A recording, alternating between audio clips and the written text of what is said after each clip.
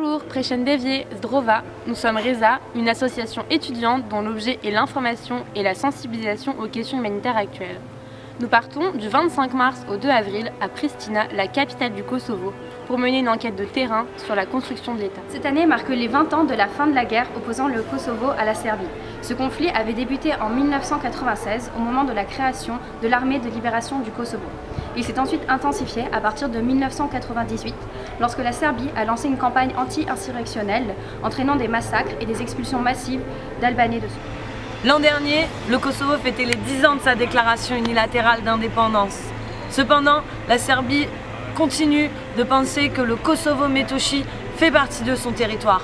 Depuis 2008, le Kosovo continue de faire face à de graves difficultés tant au niveau interne qu'international. En interne, le pays est touché par de nombreuses difficultés liées à son passé. En effet, il est touché de plein fouet par l'effondrement de la Fédération de Yougoslavie dans les années 1990. Le Kosovo est un pays pluriethnique qui compte quasiment 2 millions d'habitants.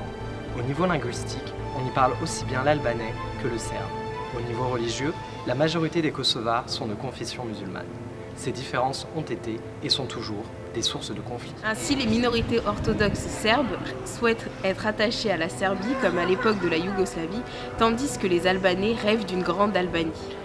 Les citoyens du Kosovo sont les plus pauvres de l'Europe, juste après la Moldavie.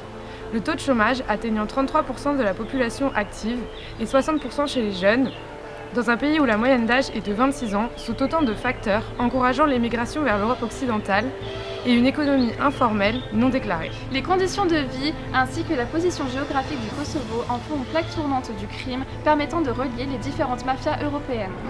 Au niveau international, presque 110 des 193 États des Nations Unies reconnaissent le Kosovo comme État indépendant et souverain. Mais la Chine et la Russie opposent leur veto à l'entrée du Kosovo à l'ONU. L'Espagne, la Roumanie, Chypre, la Slovaquie, la Grèce. Ces 5 États membres de l'Union européenne refusent de reconnaître le Kosovo, ce qui empêche sa potentielle entrée au sein de l'Union. Le pays a officiellement été sous tutelle internationale de 1999 à 2012. Toutefois, de nombreuses missions internationales sont toujours présentes sur son territoire. Nos différentes expériences professionnelles et personnelles nous ont amenés à croiser la route de Kosovars ayant fui le quotidien préoccupant de leur pays. Le Kosovo se trouve aux portes de l'Europe, à quelques heures de transport de la France, aussi proche que Berlin. Pourtant, peu de personnes sont au courant de sa situation actuelle, de son histoire et du quotidien de sa population. On a donc décidé d'étudier les causes et conséquences de cette situation et de voir comment l'État kosovar se construit progressivement. Nous voulons rencontrer différents acteurs afin d'avoir la vision la plus transparente et complète possible. Ainsi, nous avons contacté des organismes internationaux, tout comme des structures locales, issues aussi bien de la société civile que des institutions étatiques. Il s'agit d'acteurs impliqués dans les domaines de la construction politique, de la lutte contre les violences et de la protection des droits de l'enfant. Aller sur le terrain nous permettra de mener une enquête approfondie. Nous récolterons des informations que nous traiterons ensuite à destination d'un public le plus large possible pour appréhender les problématiques humanitaires au Kosovo.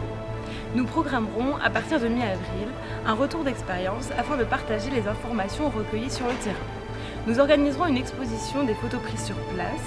Nous interviendrons au sein de différentes universités par le biais de conférences et nous réaliserons un court-métrage documentaire sur la situation kosovare. Merci, Kmala Falemderit.